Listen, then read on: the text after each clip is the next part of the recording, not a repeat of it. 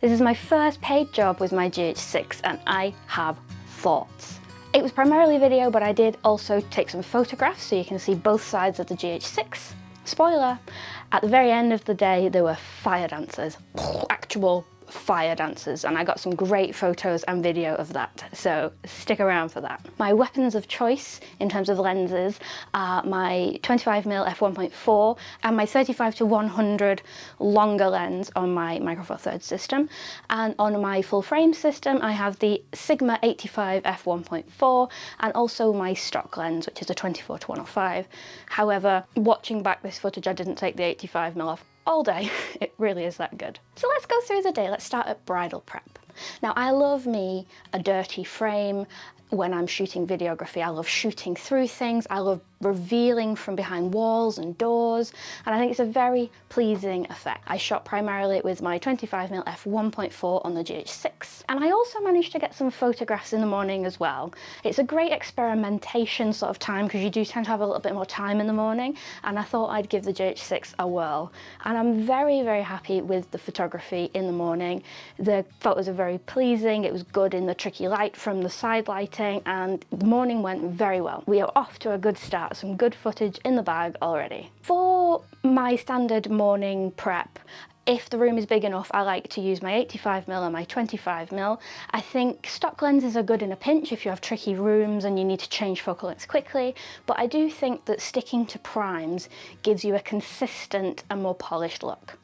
Though it is personal preference. The ceremony room was absolutely stunning and I got to rock 4 cameras. I got my G7 out of retirement for the balcony, GH5 at the back, GH6 for the main tripod, and S5 for the handheld stuff. And then after the ceremony, one of my very favourite parts of a wedding day, I got to run around like a ninja shooting candid photos. I was shooting on my S5 and my 85mm at 1.4, and here is what I look like when I'm ninjaing around a group of people congregating.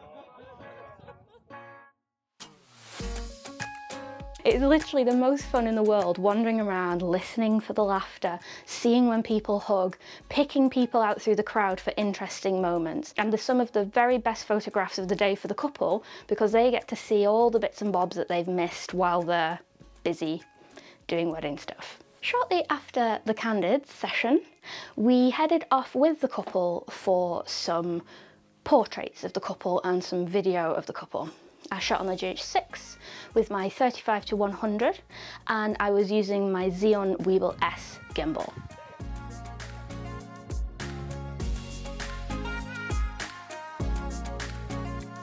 My pockets in a dress! That's amazing! It's the best thing. That is the best thing!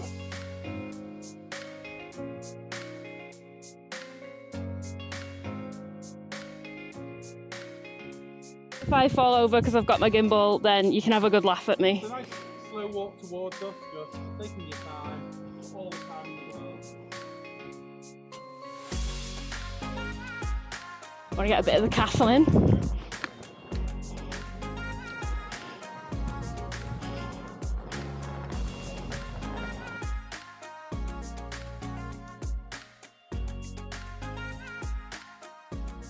I think my favourite shot of the couple's session was the top down of the bride's dress. She looked absolutely gorgeous, and having that with the castle in the background, having sort of a narrower depth of field so you can see more of the background, I just think worked brilliantly. Also, this is a new sort of style for my colour grading. I do tend to change it up depending on the venue and the colour schemes, and I love the warm, soft, creamier sort of colour grade I went for with this wedding.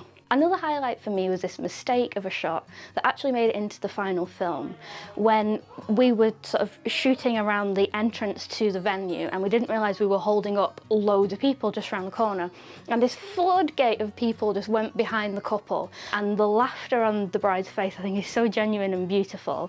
I just thought it was a really nice moment that I captured, and these random strangers actually ended up in the highlight film because I thought it was cute. So thoughts on the GH6 in terms of shooting in a hybrid fashion and how quick it is compared to my other cameras.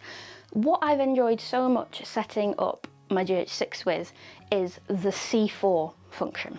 Now, you have custom modes on most Lumix cameras in varying numbers, but the S5 and the GH6 has digital ones within custom 4. And what you can do with this is set everything up as you want with your colour profile, your shutter speed, your noise reduction, whatever, and you can actually label it what you want it to see.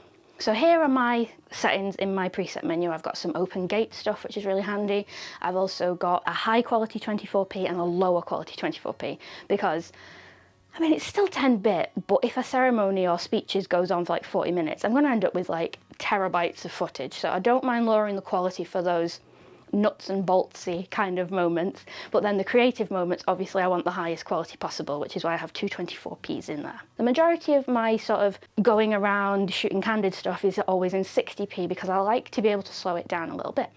And later on, with the fire dancers, I get out my 120p, which is going to be making a lot more of an appearance in my wedding films going forwards. There is a favourites menu also in the quick menu, but I still find that it's quite small to see, and when you're moving quite quickly, it's very easy to choose, if not the wrong sort of frame rate, maybe the wrong quality setting, and that can be the difference between a 20 gig file and a 120 gig file on the GH6. So I really do appreciate the C4 menu. On to the evening now. Traditionally, if I'm shooting with my GH5, I would knock down to 30p. I wouldn't feel confident enough doing 60p.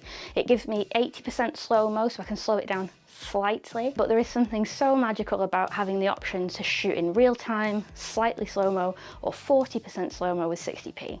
So using my 25mm f1.4 and my gimbal, I do lots of orbits around the dance floor. I leave my camera in continuous autofocus mode because it's a GH6 and it's a boss. It was always manual focus with GH5.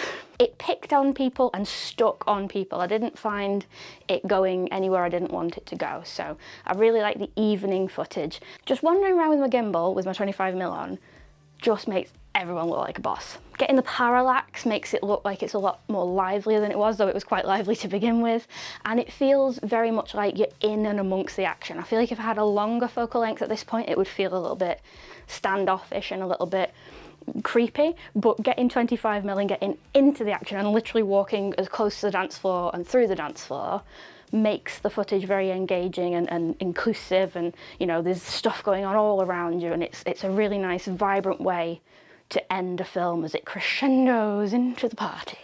And then, joy for me, and a complete surprise for all the guests were taken outside for some fire dancing.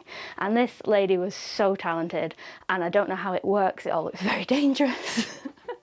But it was like Christmas. I can't believe I got paid to sort of document all of this stuff. I ran around for 15 minutes, the show was 15 minutes. I ran around for 15 minutes like a chicken with my head chopped off. I had my gimbal and my 25 f1.4, and I had my S5 with my 85mm on, and I was like, bang, bang, bang, little bit of photography, bang, bang, bang, little bit of video, orbiting around, getting the audience reaction, and I shot in a mixture of 60p and 120p. And here was my mistake, ladies and gentlemen. Flicker is the bane of any videographer's life. And it's very easy to combat if you're in the UK. It needs to be multiples of 50 because our electricity is running at 50 hertz. In the US, I think it's 60 hertz. So if I'm shooting at 24p, it needs to be 50th of a second. If I'm shooting at 60p, it needs to be 100th of a second. So I thought there might be a bit of flicker if I shoot at 200th of a second at 120p, but surely it'll be manageable. It was not manageable. I think it was because there were several buildings in place, several different electrical circuits, older, newer, LED. I had the lot thrown at me and I was so excited in the moment I didn't really take into account how much this would affect the footage. When I watched it back and it looked like a strobe show, I was fuming. But that's when I found the greatest plugin to ever exist, which is called Flicker Free with Final Cut. It's a paid for plugin. I am not sponsored. I will leave a link below. It just literally saved my life. Yeah, here is the before and here is the after. Just with a few clicks, you can save the day. There is a little trick where you can move it one frame forward and change the opacity, but because I was moving and the subject was moving, it just turned it into a blurry mess. I needed something a lot more sophisticated to get rid of this flicker, and this plugin saves lives. So here is some 120p in terrible lighting conditions from the GH6. I think it performed brilliantly. What a treat. I think every single wedding should end with fire. That sounded really creepy. Controlled and exciting fire, not creepy fire.